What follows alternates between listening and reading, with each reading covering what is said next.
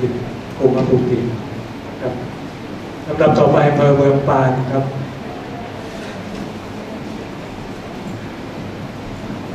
โดยท่านเกษตรอำเภอวุฒิกรอำเภอแม่ช้างต่อไปอำเภองานอาสาสมัครนะพี่น้องเกษตรกรของเราเนี่ยนะที่เราได้มาช่วยกันในเรื่องของการพัฒนาเกษตรปฏิบัติการระดับอำเภอครั้งที่3ครับ2555แบบรวมสายนะก็คือทุกสายมารวมกันของเจ้าที่ส่งเสริมการเกษตรของสำนักงานเกษตรจังหวัดลำปางในวันนี้นะครับแล้วก็วันนี้ก็โชคดีนะได้เจอท่านรองผู้กรมส่งเสริมด้วยซึ่งในเรื่องของการเกษตรเนี่ยผมก็คิดว่าจากที่ผมมาอยู่ที่ลำปางเนี่ยผมคิดว่าการทำงานเนี่ยในเรื่องของเกษตรเนี่ยค่อนข้างเกษตรเป็นหลักครับเพราะว่าใน GDP ต่างของเราเนี่ยเราก็จะมีในส่วนของภาคการเกษตรภาคอุตสาหกรรมที่จะต้องเป็นหลักในเรื่องของการดูแลพี่น้องเกษตรกรนะครับ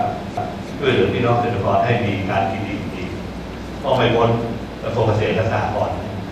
เพราะกระทรวงเกษตรและสหกรณ์ก็จะมีหน่วยงานต่างๆที่จะมาเป็นทั้งหน่วยงานหลักนะในการที่จะเข้าไปวิ่งไปโลกขายเหมือนขับรถเราที่จะต้องวิ่งไปส่งถึงประจวบไม่จำเป็น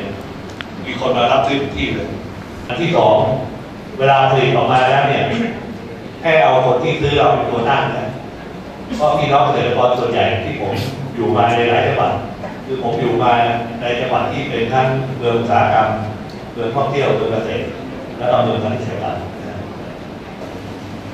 ก็ในส่วนนั้นเนี่ยผมเองก็อยากจะฝากทุกท่านไว้ผลผลิต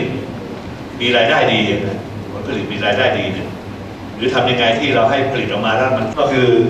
อันที่1คือต้องผลิตไม่มากนะต้องผลิตไม่มากผลิตให้จำนวนมันพอดีไม่เกินไปสเกลดีของพวกเราไหมรู้สู้พวกเราไม่ได้พวกเรารู้ดีว่านะแล้วก็พวกเราถ้าทำงานมาก็ขอให้ทำให้เต็มที่ครับผมเองก็คิดว่าในระยะเวลาที่เหลือ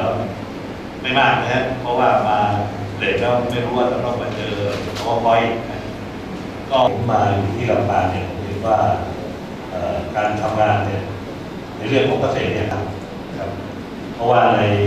GDP ต่างของเราเนี่ยเราก็จะมีในส่วนของภาคการเกษตรการค้ากันในเรื่องของธุรกิจพอเพียงก็คือเอาอุตสาหกรรมมาจับก็คือผลิตมากได้มากนะคือคิดว่าผลิตมากได้มากแต่จริงๆไม่บางอย่างแต่เรามีเงินพอได้เงินมาปั๊บไปซื้อมาเต็มไปหมดเลยผมดูพิมพ์ใหญ่เลย